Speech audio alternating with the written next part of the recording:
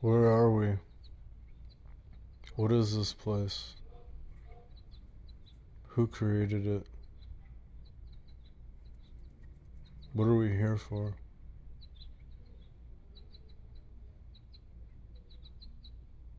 Why do we get to make decisions and other creatures don't? How come when you zoom in to a rock, really zoom in and look at the atoms, it's the same material as if you zoom in on my arm or a piece of my hair or my brain? It's made of the same thing, atoms, which when you zoom in on an atom, what is it? 99% empty. So really, everything is really made of nothing, like barely anything. And even the things that are there that we can see, we don't know what it is. We can't identify it. We can't reproduce it, nor can we destroy it. It only transforms into other things. All these questions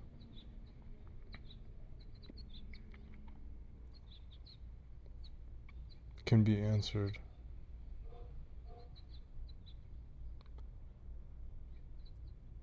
by saying everything is consciousness. The only thing we have that isn't changing is awareness.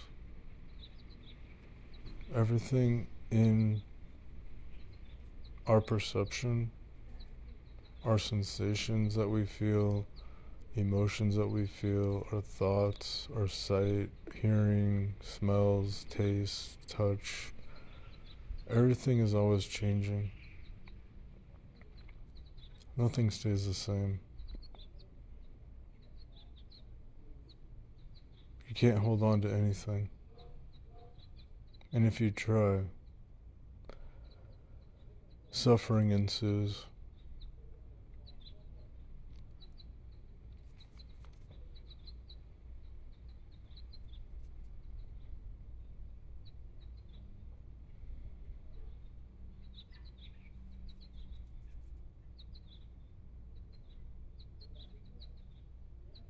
Non-interference. Letting things be as they are.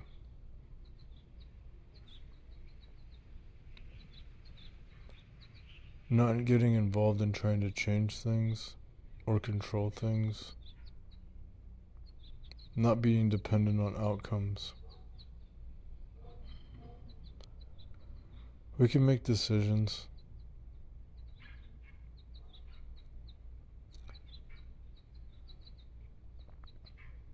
but where do the thoughts come from? They really come from nowhere.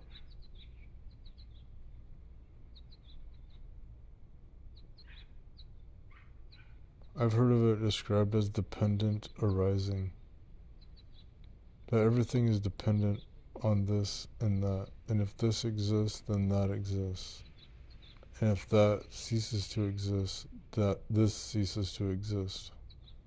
Everything is dependent on everything else. And there's so much momentum in that, it's unstoppable at this point.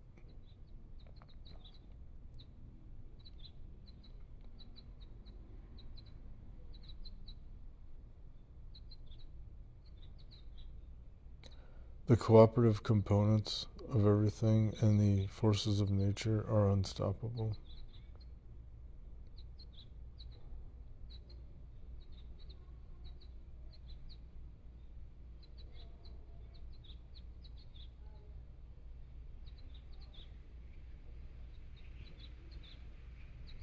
The more you observe the patterns of this world, and the deeper you peer into them, the more insight you get, the more power you get, the more magnetic you get to other people.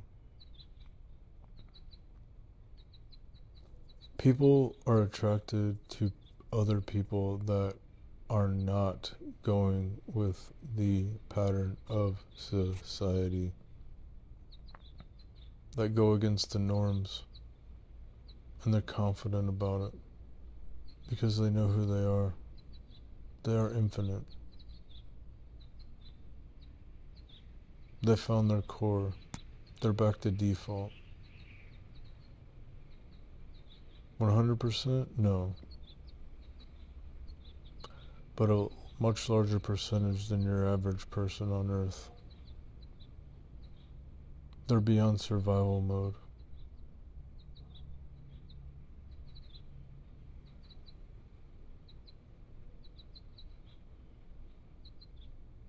They've transcended survival. They've transcended the patterns. It's probably what Jesus was talking about when he said, I've overcome the grave.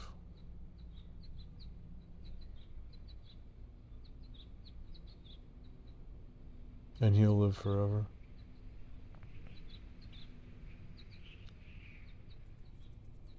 Because we all live forever.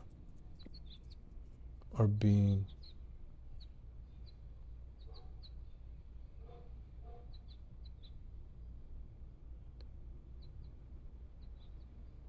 True love is just seeing somebody else as yourself.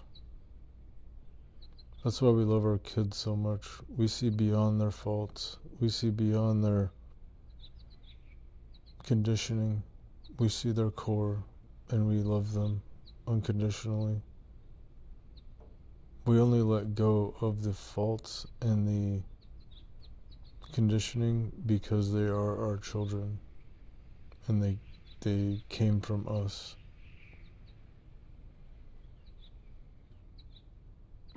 We don't give other people that benefit because they didn't come from us and they aren't our children. So we look at their transgressions, we look at their faults, we look at their conditioning, and we say, we don't like that.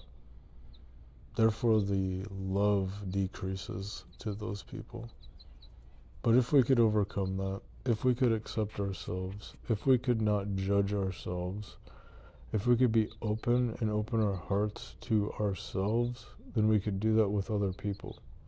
We would see beyond their faults and their conditioning, beyond their trauma and pain, and we would see that they're exactly us. I've experienced this in relationships where I was with somebody that wasn't, I could see both sides of it. I could accept her as a being like myself. I saw myself in her and I loved it. But the trauma, the ill behavior, sporadic behavior, conditioned patterns repelled me from her and gave me a lot of anxiety. So therefore, my love was conditional.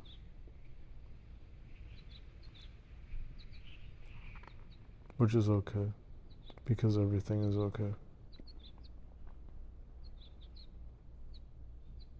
It's okay to be a human being.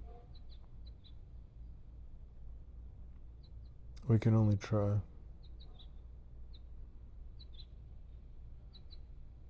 Or not. We can also let go. Everything's paradoxical. There's two ends to both sides of the stick. Duality. Good, bad. Left, right, up, down, hot, cold. Love, hate. But if you can transcend that and get outside of the pattern and see the global view and zoom out, you'll see that it's all the same stick.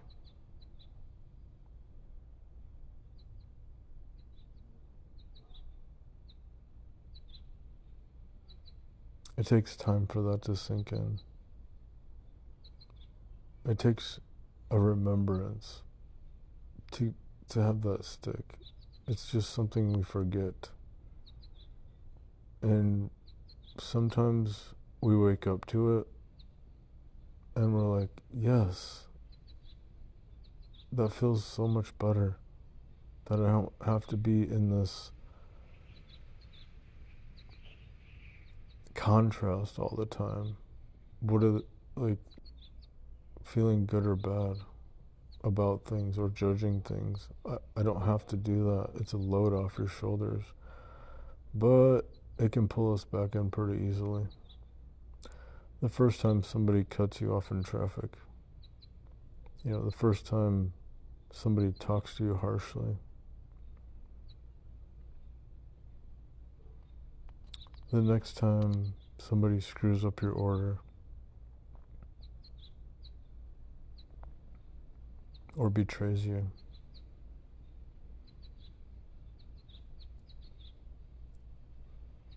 But once you do learn it, you can always go back there and you can build a road to it.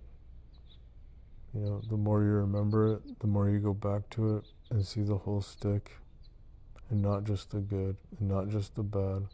And you zoom out. The more you zoom out, the more space you have for that.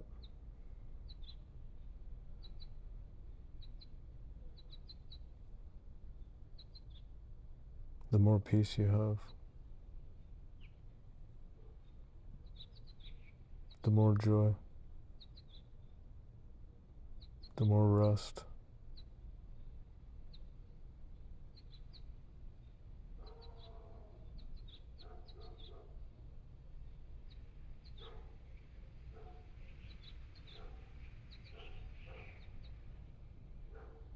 Keep looking into your innermost self and you'll find it.